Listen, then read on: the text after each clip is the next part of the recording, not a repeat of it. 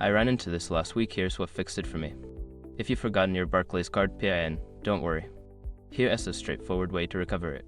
Step 1. Visit the Barclays website. Go to the official Barclays website. Look for the login section to access your online banking account. Step 2. Log into your account. Enter your username and password to log in. If you've forgotten your password, use the Forgot Passwords link to reset it. Step 3. Navigate to Card Services. Once logged in, find the Card Services section in the main menu.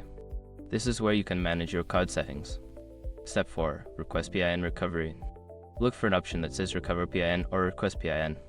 Follow the prompts to verify your identity, which may include answering security questions. Step 5. Receive your new PIN.